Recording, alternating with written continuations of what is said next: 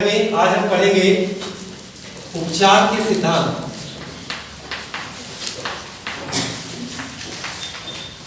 हर चीज का एक नियम है, तो उपचार का भी नियम है, उपचार के भी सिद्धांत है।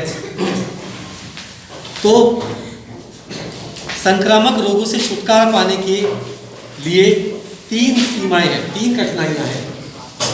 पहली है, यदि कोई व्यक्ति एक बार बीमार हो जाए तो उसके शारीरिक कार्यों को बहुत हानि होती है और वह पूरी तरीके से स्वस्थ नहीं होता। पहला। दूसरा है, इस उपचार में लंबा समय लग सकता है। सही उपचार होने पर भी रोगी को बिस्तर पर लंबे समय तक आराम करना चाहिए। तीसरा है, संक्रमित रोगी अन्य व्यक्तियों में रोग फैलाने का स्रोत बन जाए, इससे उपरोक्त कठिनाइयां और बढ़ जाएंगी। इसलिए रोगी को अच्छे से उपचार कराना चाहिए। अब रोगों के निवारण की दो विधियां हैं। रोगों के निवारण की कितनी विधियां हैं? दो। पॉज करने की। तो बच्चों, अब मैं आपको बताता हूं कि रोगों के निवारण के लिए हमें क्या करना है। तो मैंने बताया कि दो विधियां हैं। पहली सामान्य विधि है। सामान्य विधि क्या है? उपचार की विधि बताने जा रहा हूं मैं आपको।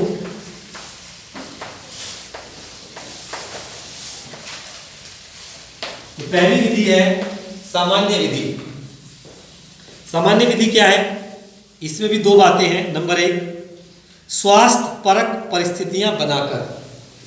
अगर कोई व्यक्ति बीमार है तो उसके लिए ऐसा वातावरण बनाया जाए ताकि वो शीघ्र स्वस्थ हो जाए। वायु द्वारा फैलने वाले सूक्ष्म जीवों से बचाव के लिए हम खुले स्थानों में रहें और भीड़ भरे स्थानों पर ना जाएं। खुले स्थान पर, भीड़ वाली जगह जाएंगे तो हम संक्रमण फैलाएंगे। जल द्वारा फैलने वाले सूक्ष्म जीवों से बचने के लिए हम साफ जल पिए। इसके लिए आप पानी में स्थित सूक्ष्म जीवों को मारने के उपाय कर सकते हैं। रोग वाहक सूक्ष्म जीवों से बचने के लिए हमें साफ पर्यावरण में रहना चाहिए। ऐसे वातावरण में मच्छर उत्पन्न नहीं होते और संक्रामक रोगों से बचने के लिए स्वच्छता आवश्यक है। अपने चारों तरफ साफ सफाई रखें, ज़्यादा भीड़ भाड़ वाली जगह ना जाएं, खुले में रहें, साफ पानी पिए, साफ भोजन करें। तो ये था स्वास्थ्य परक परिस्थितियां। नंबर एक, स्वास्थ्य परक परिस्थितियां जिनमें हमें रहना चाहिए। स्वास्थ्य परक परिस्थितियां बनानी चाहिए, नंबर एक बात। दूसरी चीज है उचित व पर्याप्त पोषण द्वारा। नंबर दो, उचित व पर्याप्त पोषण। पोषण जो है वो उचित होना चाहिए, यानी कि जो संतुलित आहार होना चाहिए, उसमें सब कुछ होना चाहिए जो हमारे शरीर को जरूरत है। और पर्याप्त भी होना चाहिए, नहीं कि एक कटोरी हो सारी चीज। जितना शरीर को जरूरत है उतनी सारी चीजें होनी चाहिए। जैसे हमारे शरीर में स्थित प्रतिरक्षा तंत्र रोगाणुओं से लड़ता है। हमारे शरीर में विशिष्ट कोशिकाएं होती है जो रोगाणुओं को मार देती है। हमारे शरीर में जैसे ही कोई संक्रामक रोगाणु आता है, वे कोशिकाएं सक्रिय हो जाती हैं। यदि ये उन्हें मार देती है तो हमें रोग नहीं होता। लेकिन यदि हमारा प्रतिरक्षा तंत्र कमजोर है, और वो कमजोर क्यों हुआ है? उचित व पर्याप्त पोषण नहीं मिला। तो अगर आपका प्रतिरक्षा तंत्र कमजोर है, जिसे इम्यूनिटी सिस्टम कहते हैं, तो रोगाणु आपके शरीर में रुकेगा और आपको बीमार करेगा। ठीक है? तो संक्रामक रोगाणु से संक्रमित होने का अर्थ यह नहीं है कि हमें कोई विशेष बीमारी होगी। गंभीर संक्रामक रोग प्रतिरक्षा तंत्र की असफलता को बताता है। अगर कोई रोग हो गया है तो आप समझ जाइए कि आपका जो प्रतिरक्षा तंत्र है, संक्रमण से अगर रोग हो रहा है, एक दूसरे से अगर रोग हो रहा है, तो इसका मतलब आपका जो प्रतिरक्षा तंत्र है वो कमजोर है और हो रहा है धीरे धीरे। तो आपको सावधान होने की जरूरत है और आपको अच्छे से पोषण की जरूरत है। उचित और पर्याप्त पोषण आपको चाहिए, इसका सीधा सीधा ये है। ठीक है, तो अब पहला मैंने सामान्य परिस्थितियां बताई, अब बताते हैं कुछ विशिष्ट परिस्थितियां। विशिष्ट विधि,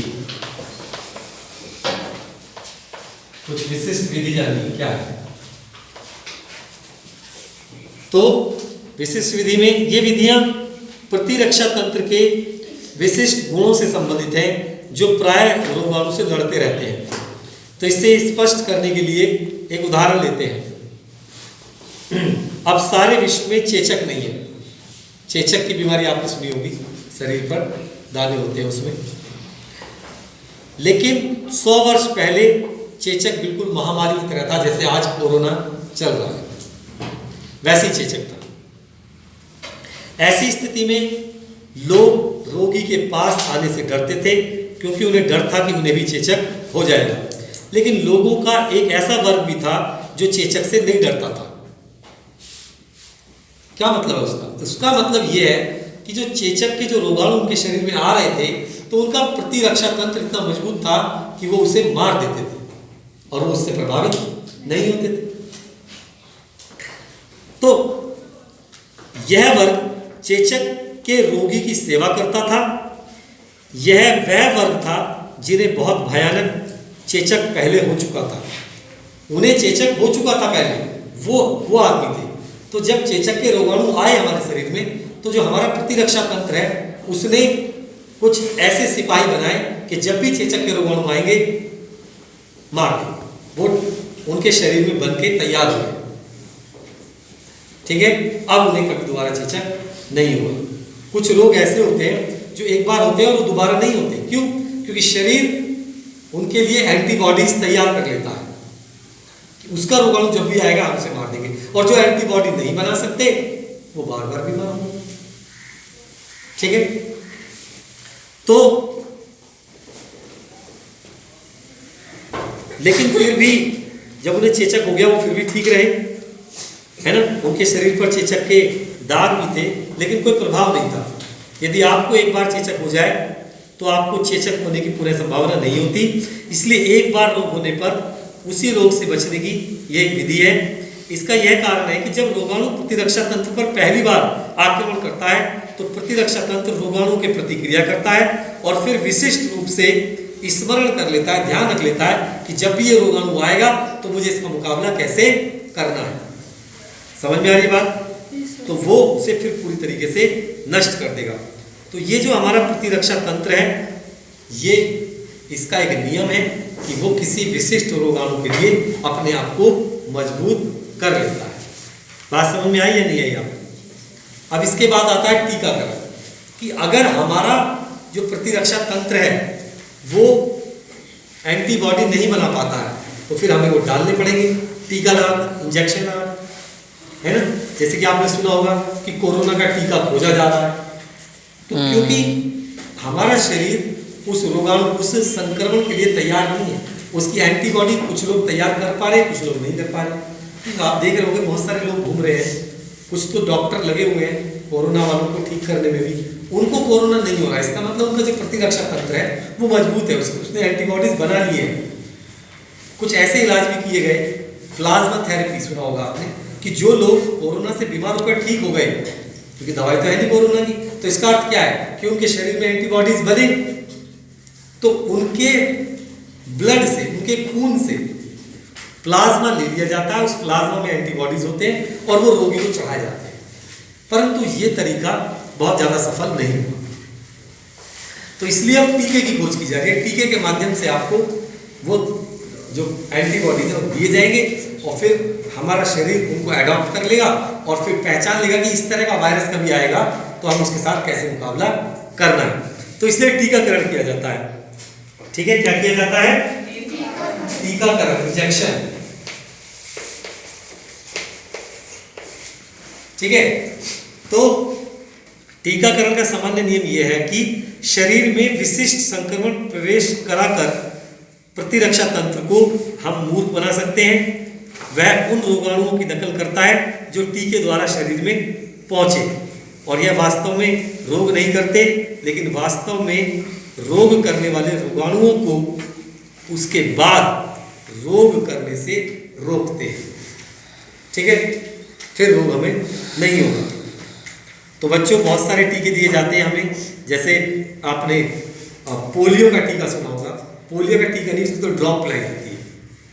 तो कुछ चीज़ें हमें ड्रॉप के द्वारा, तो कुछ टीके के द्वारा, तो कुछ हम खाकर, कुछ नाक से, कुछ किसी तरीके से लेते हैं।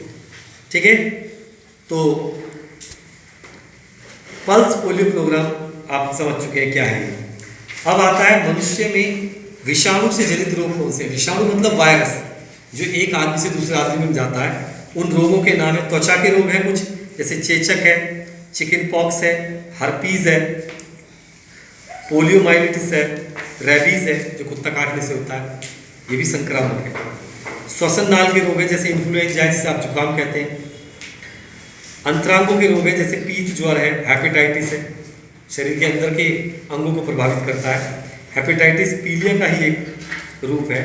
डेंगू ज्वर, आर्थराइटिस, कैंसर भी जो है ये प्रतिरक्षा रोधी रोग है। ये एड्स है, और अब ये कोरोना वायरस आ गया। और मनुष्य में जो जीवाणुओं से रोग होते हैं वो हैजा है। ठीक है, और किस जीवाणु से फैलता है ये भी हमें याद होना चाहिए। ये विब्रियो कॉलरी से फैलता है। और कहाँ इन्फेक्शन करता है? आहार नाल, जो हमारा फूड पाइप है। ठीक है, डिप्थीरिया है, ये वायु द्वारा आता है हमारे अंदर, सांस से। पेचिस है, ये गंदा पानी पीने से या गंदा भोजन से आता है। निमोनिया है, ये भी वायु द्वारा आता है।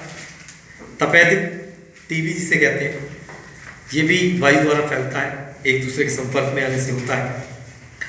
टेटनस है, ये गोबर खाद आदि से कटे फटे स्थान के संपर्क में जब आते हैं तो हमें फैल जाता है। चोट लगती है ज़्यादातर, तो टेटनस का टीका लगाता है डॉक्टर। 2 टीके लगाता है, टेटनस का और एक किसका लगाया जाता है, और लगाता है। 2 टीके लगवाने चाहिए। ठीक है ना, सेप्टिक वगैरह ना हो, लोहे से लगाए तो लोहा लगाए तो सेप्टिक और टेटनस दोनों लगवाओ। बहुत खतरनाक बीमारी है, हो गई तो शरीर गलना शुरू हो जाता है एक तरफ से। इसलिए जब भी चोट लगे आपको, गंभीर चोट है, छोटी मोटी तो कोई दिक्कत नहीं, गंभीर चोट है तो टेटनस, और लोहे से चोट लगी है तो सेप्टिक, दोनों का इंजेक्शन जरूर लगवाना चाहिए। ठीक है, और प्लेग है जो चूहों से फैलता है। कुष्ठ रोग है जो घाव में उपस्थित जीवाणु के संपर्क से फैलता है। मस्तिष्क का बुखार है, वायु द्वारा फैलता है। बहुत सारे रोग हैं, तो इनसे हमें बचना है, अपने आप को बचाना है, दूसरों को बचाना है। हम रोगी हैं तो दूर रहना है ताकि कोई दूसरा उससे बीमार न हो जाए, ये भी हमारी ड्यूटी है। तो रोगी से बचना भी है, और अगर हम खुद रोगी हैं तो हमें दूसरों को बचाना है। तो ये था इस पाठ का सार जो मैंने आपको समझाया। घर पे आप इम्पोर्टेंट बातें लिखने की कोशिश करें, और कोई बात अगर समझ में ना आए तो मुझसे पूछें। कॉपी में कल आप बहुविकल्पी प्रश्न भी करके लेके आएंगे, ये आपका होगा। तो आज की क्लास में इतना।